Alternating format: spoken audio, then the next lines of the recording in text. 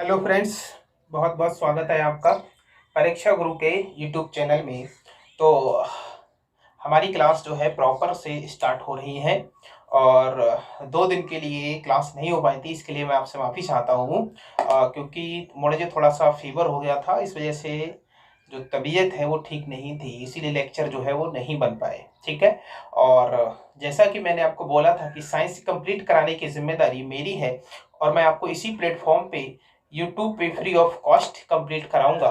तो ये मैं कराऊंगा, ठीक है, ये मैं कराऊंगा। क्लियर है। तो हमने ब्लड ब्लड सर्कुलेटरी सिस्टम ये हमने कंप्लीट किया था और इससे रिलेटेड हमने कुछ ऑब्जेक्टिव क्वेश्चन भी देखे थे। ठीक है। और इसके बाद फिर आज हम एक नेक्स्ट सिस्टम नया तंत्र पढ़ेंगे ह्यूमन बॉडी के अंतर्गत, और वो होगा आपका एक्सक्रीटरी सिस्टम, उत्सर्जन तंत्र। ठीक है, उत्सर्जन तंत्र होगा। तो उत्सर्जन तंत्र में हम क्या पढ़ते हैं या इसका फंक्शन क्या होता है। तो उत्सर्जन तंत्र में जो भी टॉक्सिक एलिमेंट बॉडी में बनते हैं उनको शरीर से बाहर निकालना, फिल्टर करके क्या करना, शरीर से बाहर निकालना, ये काम किसका होता है। ये काम होता है एक्सक्रीटरी सिस्टम का, ये काम होगा उत्सर्जन तंत्र का। ठीक है। अलग अलग जीवों में अलग अलग एक्सक्रीटरी प्रोडक्ट होते हैं, उत्सर्जी उत्पाद होते हैं। वो कौन कौन से होते हैं तो वो भी यहाँ पे पूछे जाते हैं। ठीक है। तो आज हम जो है वो पढ़ने वाले हैं उत्सर्जन तंत्र। आज हम पढ़ने वाले हैं उत्सर्जन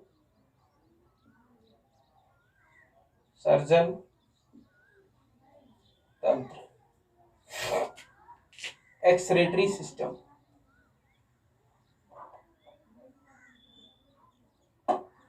एक्सक्रीटरी सिस्टम आज हम लोग पढ़ेंगे। ठीक है, एक्सक्रीटरी सिस्टम पढ़ेंगे।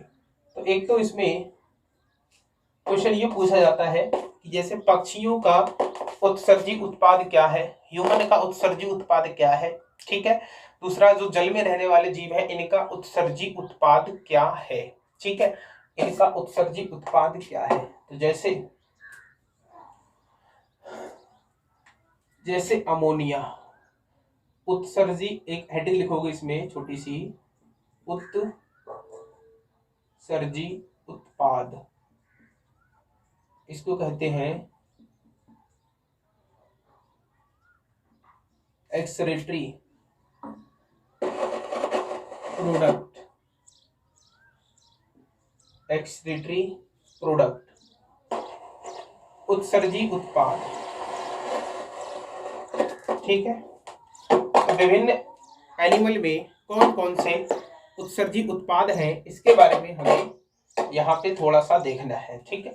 तो कुछ एनिमल जो है वो अमोनिया का उत्सर्जन करते हैं।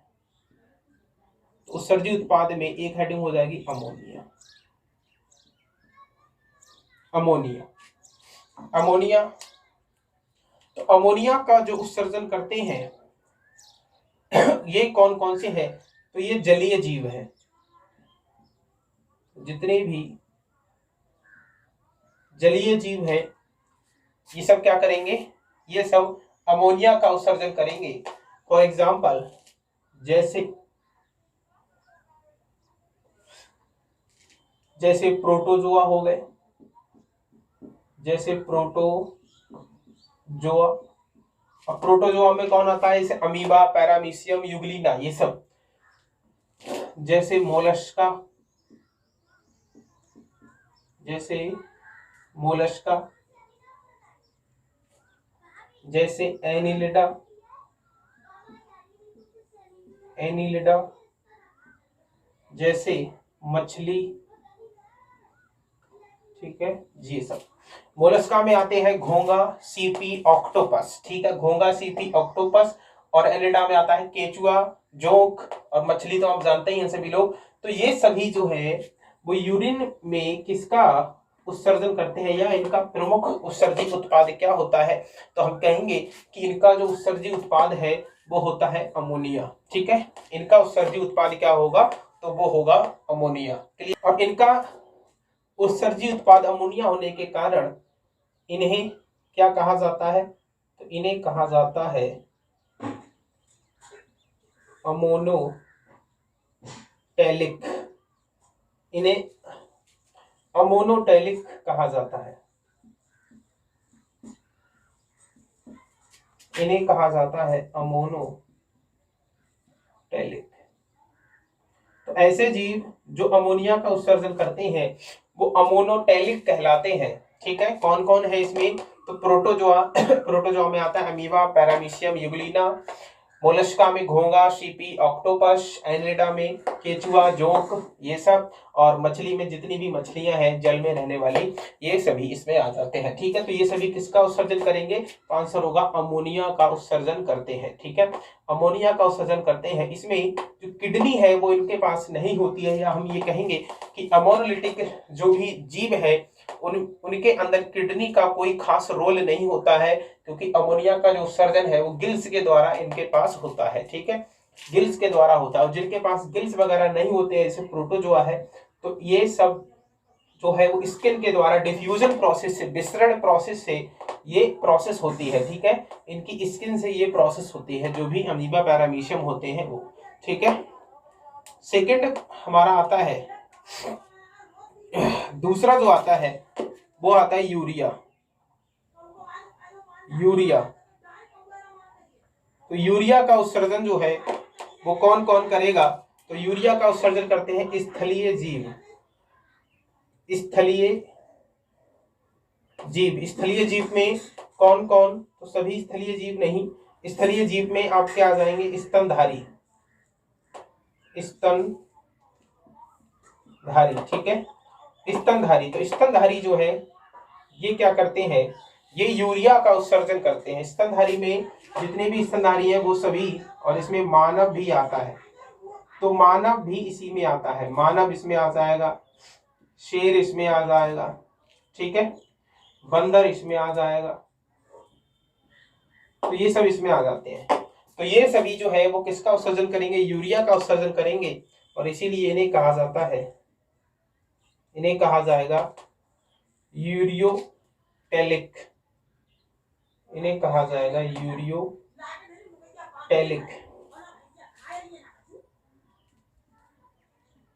यूरियोटैलिक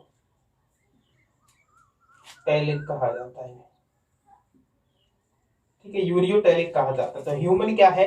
ह्यूमन एक प्रकार का यूरियोटैलिक है, जो यूरिया का क्या करता है? सिक्रेशन करता है। इसका जो सिक्रेटरी प्रोडक्ट है वो क्या है? वो यूरिया है। ठीक है, वो यूरिया है। चलो इसको नोट करेंगे, फिर आगे बढ़ते हैं।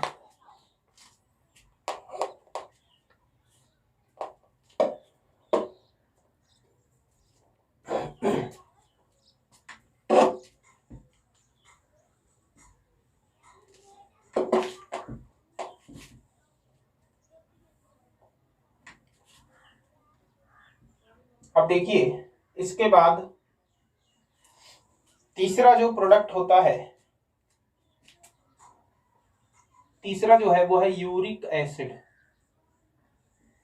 कुछ जानवर जो है वो यूरिक अम्ल का भी उत्सर्जन करते हैं, यूरिक अम्ल का उत्सर्जन करते हैं। तो यूरिक अम्ल का जो उत्सर्जन करते हैं इसमें आ जाएंगे सरीसृप, सरीसृप जैसे छिपकली हो गई, ठीक है, जैसे सांप हो गया, कछुआ हो गया, ये सब इसमें आ जाएंगे सरीसृप। इसमें आ जाएंगे पक्षी। तो सरीसृप और पक्षी जो है वो यूरिक एसिड का इस्तेमाल करते हैं। और आपको ये भी पता होगा कि पक्षियों में जो है वो यूरेथ्रा नहीं पाया जाता है, मूत्राशय इनमें नहीं पाया जाता है। ठीक है, तो यूरिक अम्ल का उत्सर्जन करते हैं सरीसृप और पक्षी। और जो यूरिक अम्ल का उत्सर्जन करते हैं इन्हें क्या कहा जाएगा? तो इन्हें कहा जाएगा यूरिकोटैलिक। यूरिकोटैलिक इन्हें कहा जाएगा, इन्हें कहा जाएगा यूरिकोटैलिक। ठीक है, इन्हें कहा जाता है यूरिकोटैलिक। तो हमारे पास तीन प्रकार के उत्सर्जी पदार्थ होते हैं। एक वो जो अमोनिया का उत्सर्जन करेंगे, तो ध्यान रखेंगे कि जो जल में रहेगा वो अमोनिया का उत्सर्जन करेगा, क्योंकि अमोनिया जल में ज्यादा घुलनशील होती है, बहुत ही आसानी से ये घुल जाती है। ठीक है, सबसे ज्यादा जो टॉक्सिक होता है, सबसे ज्यादा जो विषैला है वो कौन सा है? अमोनिया है। ठीक, तो जल में रहने वाले जो है अमोनिया का उत्सर्जन करते हैं, और इसके बाद जो स्थल पे रहते हैं, जो स्तनधारी है, जो आपके डेवलप बड़े बड़े जीव है, वो सब किसका उत्सर्जन करेंगे?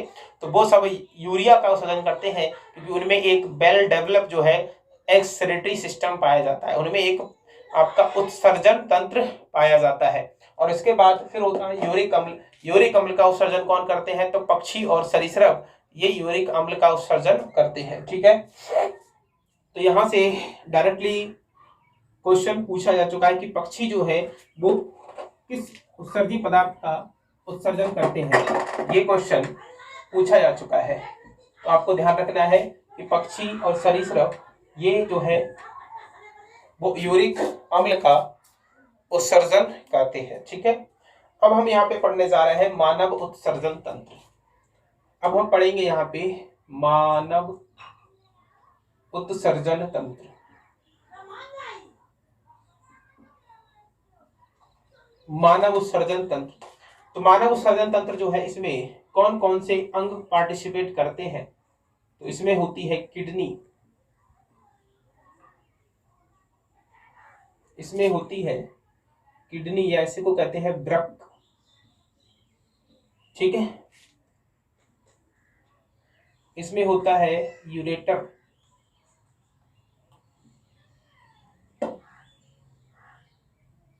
मूत्र नलिकाएं, मूत्र नलिकाएं।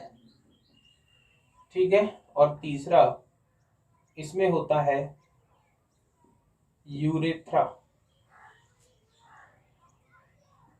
इसमें होता है मूत्राशय, इसमें होता है मूत्राशय। तो यहाँ पे किडनी कितनी होती है? 2। किडनी की संख्या होती है 2, यूरेटर की संख्या भी होती है 2, और मूत्राशय कितना होता है? तो मूत्राशय की संख्या होती है 1। ठीक है, मूत्राशय की संख्या होती है 1। कुछ इस तरह से ये आपका होता है, इस तरह से कुछ होगा ऐसे।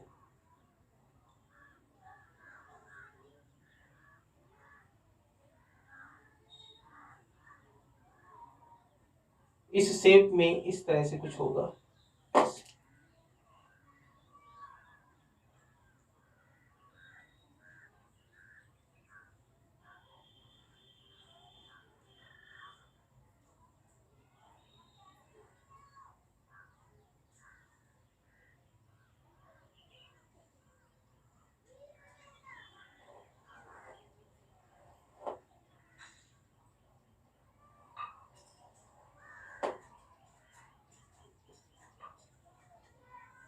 ठीक है, तो किडनी जो है इनकी संख्या 2 होती है, और इनका जो आकार है वो सेम के बीज के समान या राजमा के बीज के समान, जैसा चाहे आप वो लिख सकते हो। ठीक है, तो उनके समान इनका आकार होता है। ठीक है, और यहां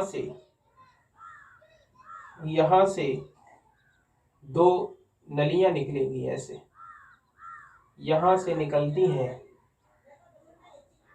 ये इस तरह से, एक इधर से एक इधर से।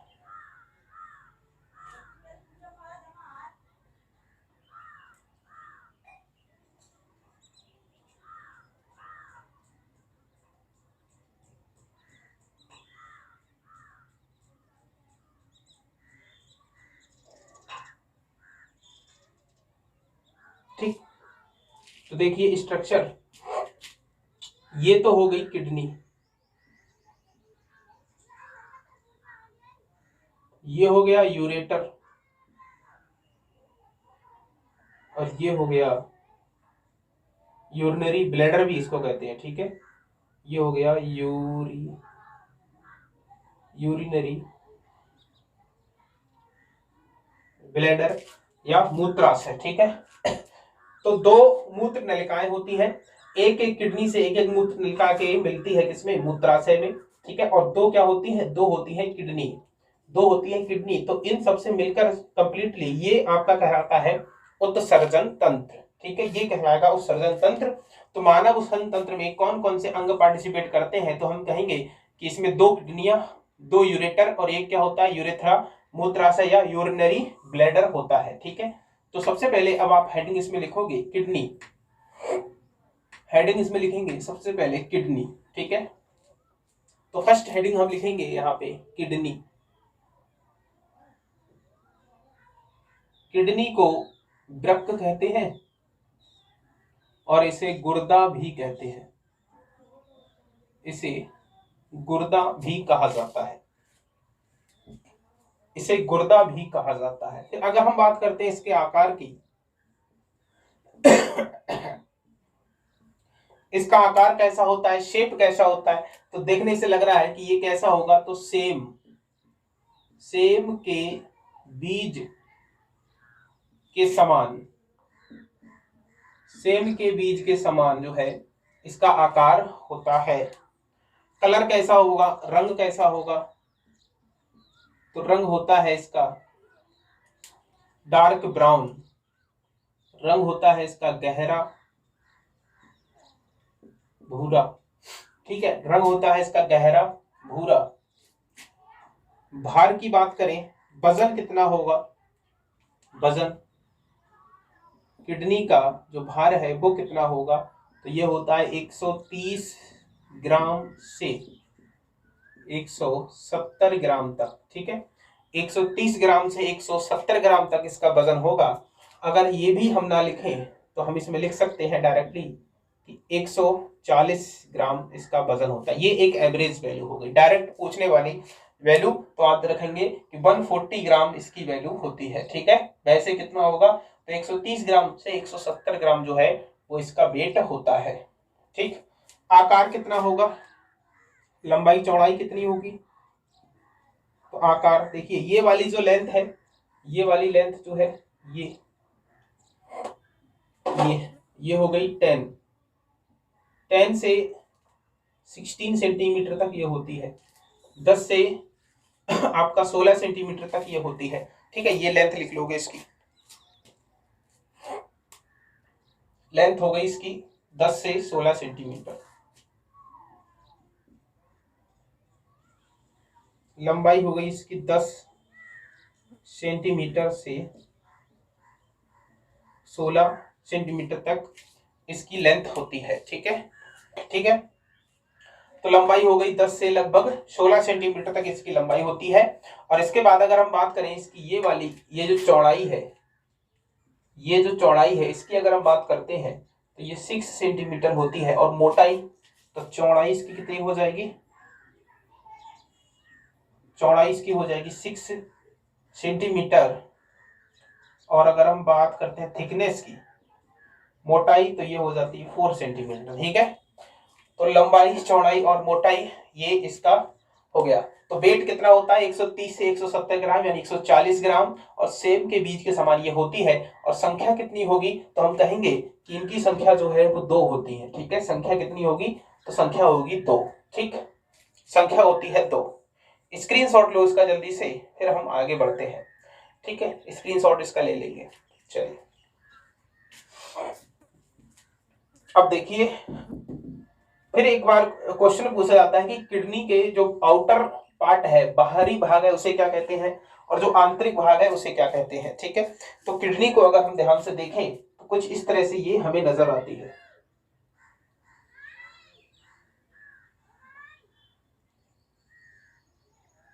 ठीक है, कुछ ऐसे, ये इस तरह से यहां पे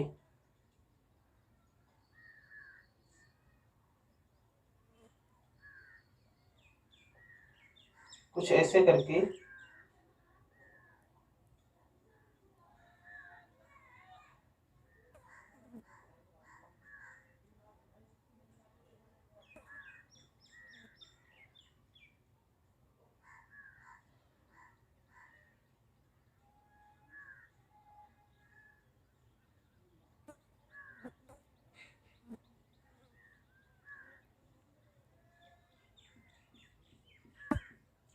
ये स्ट्रक्चर कुछ ऐसे बने हुए होते हैं किडनी के अंदर, ठीक है, ये इस तरह से बना हुआ होगा, इस तरह से बना हुआ होगा। और यहां पे ऐसे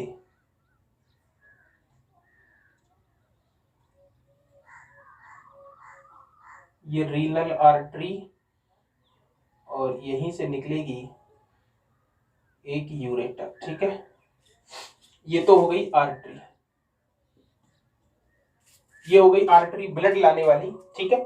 और यहीं से निकलता है यूरेटर। तो जो मूत्र है, जो मूत्र है वो इसी में बनता है, मूत्र जो है वो इसी में बनता है, ठीक है। मूत्र जो है इसी में बनता है। अब इसमें पूछते हैं कि किडनी का आउटर पार्ट जो है क्या कहलाएगा, तो इसका जो बाहरी भाग है ये कहलाता है कॉर्टेक्स। तो किडनी के बाहरी भाग को कहते हैं कॉर्टेक्स, और अंदर वाला जो पार्ट है इसे कहते हैं मेडुला, इसे कहते हैं मेडुला, इसे कहते हैं मेडुला। और ये वाला जो पार्ट है इसे कहा जाता है कैलिक्स, इसे कहा जाएगा कैलिक्स, ठीक है, इसे कहा जाता है कैलिक्स, इसे कहा जाएगा कैलिक्स, ठीक है। तो इसका स्क्रीनशॉट लेना चाहो तो ले सकते हो। तो बाहरी भाग जो है हम इसमें लिख सकते हैं कि बाहरी भाग जो है ये कहलाएगा कॉर्टेक्स। किडनी का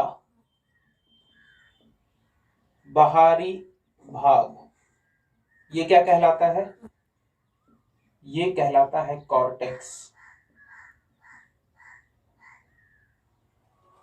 ये कहलाएगा कॉर्टेक्स। और इसका आंतरिक भाग जो है ये क्या कहलाएगा, तो ये कहलाता है मेडुला, ये कहलाएगा मेडुला, ठीक है। अब यूरिन जो है कहां बनता है, तो यूरिन कहां बनेगा, यूरिन बनेगा कैलिक्स में, या इसी को पेल्विस भी कहते हैं, ठीक है, इसी को पेल्विस भी कहते हैं। तो या तो पेल्विस में आएगा ऑप्शन या कैलिक्स आएगा। जो स्टोन होती है वो भी कहां बनती है, तो आंसर होगा कि वो भी कैलिक्स में यहां बनती है, यहाँ पे जमा हो जाती है, ठीक है। यहाँ से क्या होती है, यहाँ से ये नलियां जो है यहाँ पे आ जाती है, ठीक। तो जो यूरेटर में जो मूत्र है, यूरिन है, वो कहां से एंटर होगा, तो हम कहेंगे कि ये है यूरेटर, ये क्या है, ये है यूरेटर, ये है मूत्र नलिका, ये है मूत्र नलिका, ठीक है। तो यूरिन जो है मूत्र नलिका में कहां से आता है, तो पेल्विस से आता है, पेल्विस या कैलिक्स इसको कहते हैं, ठीक है। मूत्र कहां बनता है, तो आंसर होगा कि मूत्र जो है वो कैलिक्स में बनता है। अगर इसमें लिखें कि मूत्र, मूत्र जो है वो पेल्विस, पेल्विस में एकत्र होता है,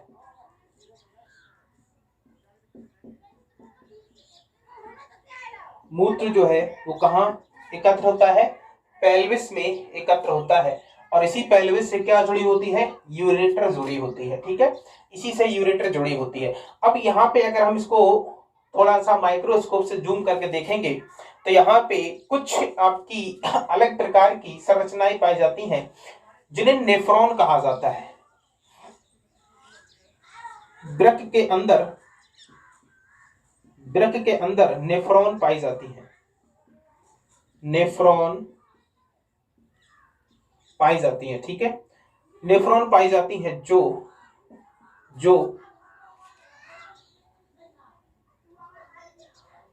ब्लड फिल्टरेशन,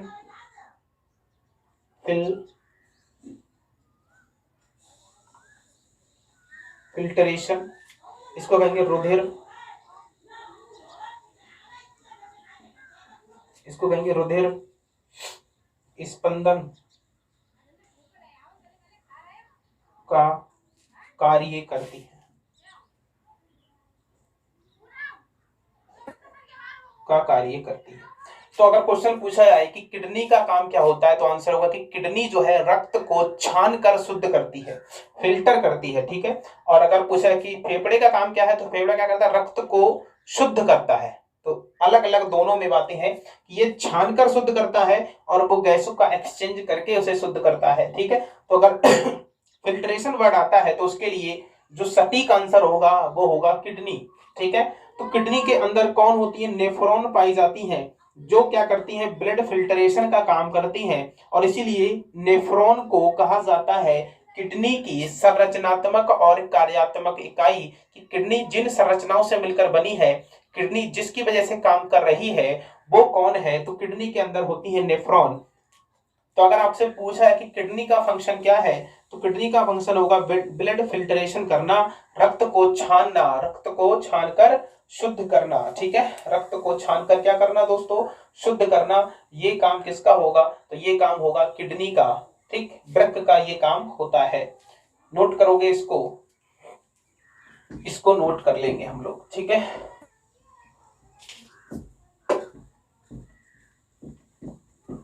तो अगर हम एक रफली नेफ्रॉन का स्ट्रक्चर देखें तो कुछ इस तरह से ये होगा, ये कुछ इस तरह से होता है नेफ्रॉन। ये यहां से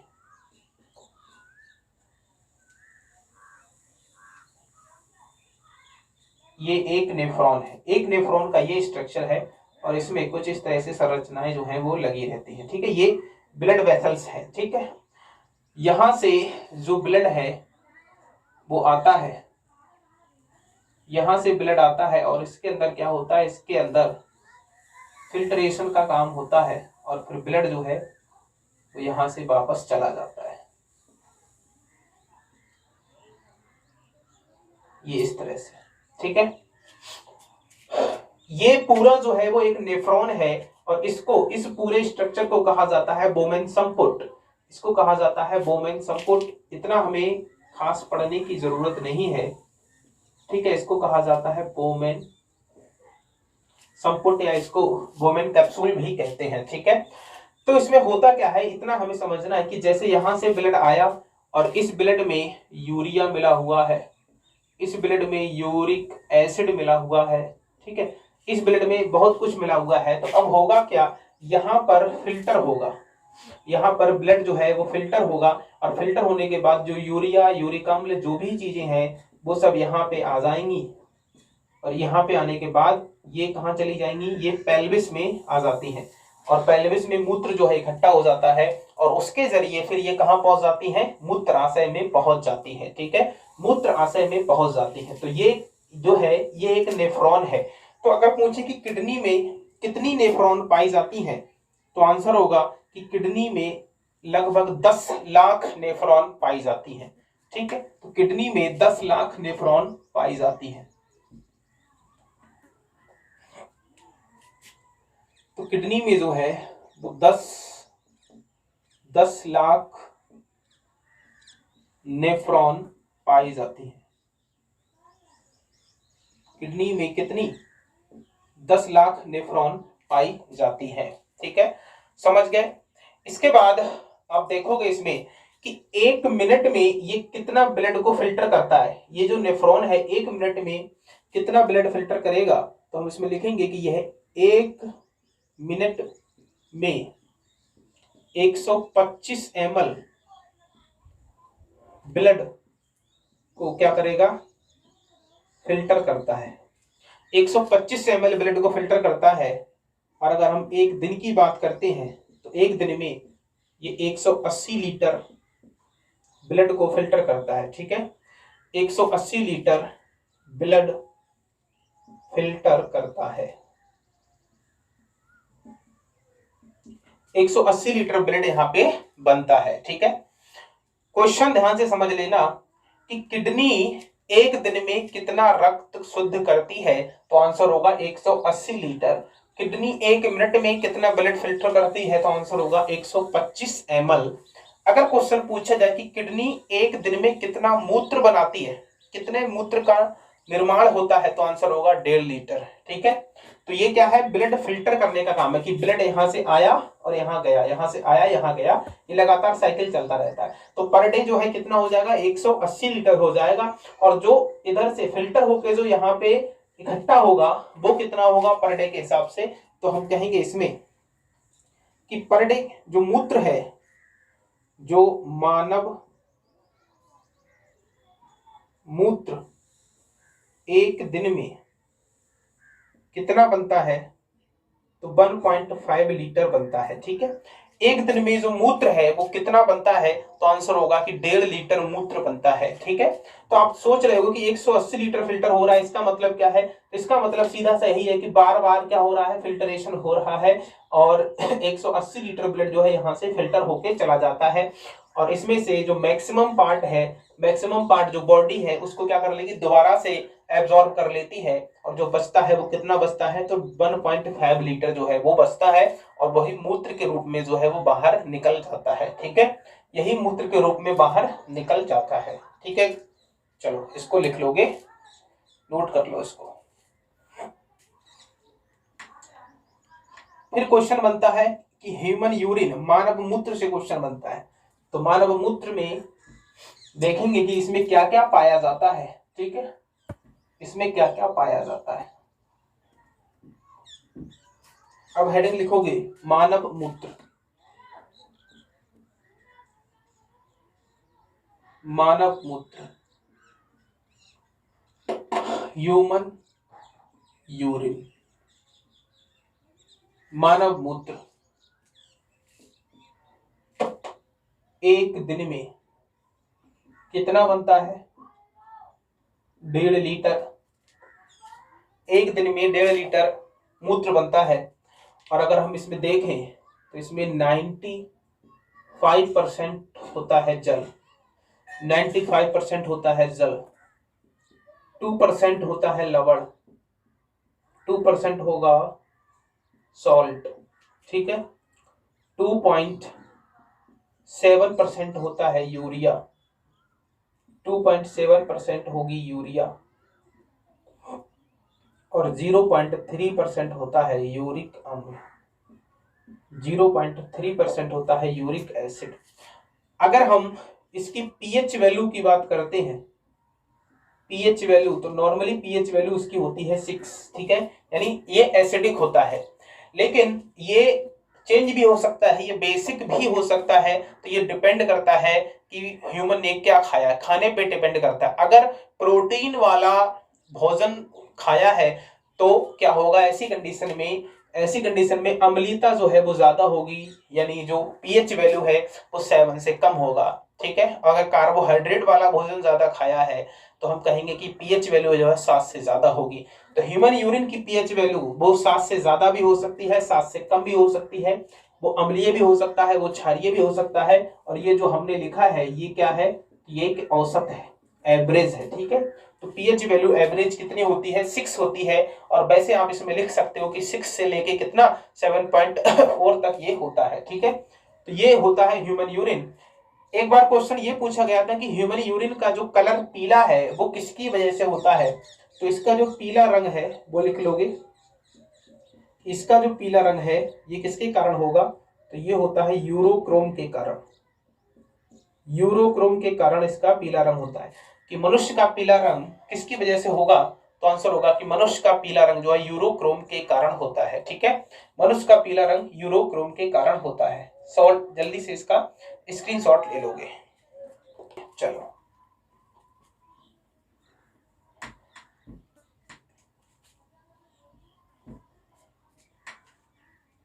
नेक्स्ट क्वेश्चन, नेक्स्ट है हमारा इसके बाद फिर हम देखते हैं यूरेटर, यूरेटर मूत्र नलिका, संख्या कितनी होगी, तो संख्या इनकी होती है 2, संख्या होती है 2। अब ये नलियां हैं तो इनकी नली की लंबाई जो है वो कितनी होगी, तो लंबाई फ्रेंड्स होती है 25 से 30 सेंटीमीटर, 25 से 30 सेंटीमीटर इसकी लंबाई होती है। और ये नलियां हैं तो इनका इस तरह से कुछ डायमीटर होगा, कुछ मोटाई होगी। ठीक है, तो इनकी जो मोटाई है, इनकी मोटाई होती है 1.5 सेंटीमीटर। ठीक है, 1.5 सेंटीमीटर इनकी मोटाई होती है। ठीक, तो कभी कभी आपने देखा होगा कि जो स्टोन है, जो किडनी का स्टोन है वो कभी कभी इसी नली में फंस जाता है। तो फंसने का रीजन क्या है कि अगर ये 1.5 सेंटीमीटर से ज्यादा होता है तो ये फंस जाता है। दूसरा ये भी है कि ये एडजस्टेबल होती है, कि अगर मोटाई मान लो 2 सेंटीमीटर है, 2.5 सेंटीमीटर है, तब ये क्या हो जाएंगी, फूल के एडजस्ट कर लेती हैं अपने आप को। और वो ज्यादा प्रेशर लगने पे, ज्यादा एक्सरसाइज करने पे कभी कभी देखा होगा कि जो पथरी है, जो स्टोन है, वो निकल भी जाती है। ठीक है, तो ये हमें इतना ध्यान रखना है इसमें यूरेटर। और इसका काम क्या होगा, तो ये मूत्र को कहाँ पे यूरिनरी ब्लैडर में लाकर छोड़ देती है, यूरिनरी ब्लैडर में लाकर छोड़ देती है। ठीक, नेक्स्ट जो है अगला वो है आपका यूरिनरी ब्लैडर। यूरिनरी ब्लैडर, इसको कहते हैं मूत्राशय, इसको कहते हैं मूत्राशय। तो मूत्राशय में कितना जो यूरिन है वो स्टोर हो सकता है, तो हम इसमें कहेंगे कि इसमें 700 से 800 ml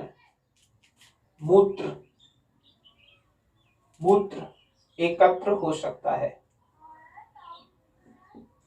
एकत्र हो सकता है। ठीक है, और अगर हम बात करें कि स्टोन की, किडनी का जो स्टोन है, किडनी का स्टोन किसका बना होता है,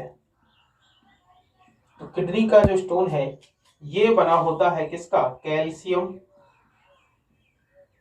ये बना होता है कैल्शियम ऑक्सलेट का, ये बना होगा किसका, कैल्शियम ऑक्सलेट का। ठीक है, कैल्शियम ऑक्सलेट का ये बना होता है। ठीक, समझ गए कि नहीं बताओ। तो ये है पूरा आपका एक्सक्रीटरी सिस्टम। इसमें हमें क्या क्या ध्यान रखना होता है, तो यूरिन के बारे में ध्यान रखना है आपको, मूत्र के बारे में कि मूत्र में क्या क्या पाया जाता है, एक दिन में कितना बनता है, और तीसरा कि किडनी का जो मेन फंक्शन है वो क्या है। ठीक है, किडनी के अंदर कौन सी सेल पाई जाती है, ये सब। ठीक है, तो ये बस, हाँ छोटा ही है, ज्यादा कुछ है नहीं इसमें। अब इस तरह से एक श्वसन तंत्र है, उसमें भी कुछ ज्यादा खास नहीं पढ़ना होता है हमें। ठीक है, वो भी एक छोटा सा ही सिस्टम है। तो इसके बाद अब हम श्वसन तंत्र पढ़ेंगे। ठीक है, ये पढ़ लिया, ये आपका कंप्लीट होता है। इसके बाद नेक्स्ट क्लास में होगा श्वसन तंत्र, रेस्पिरेटरी सिस्टम। ठीक है, रेस्पिरेटरी सिस्टम। क्लियर इतनी बात, चलिए, thank you guys, have a nice day.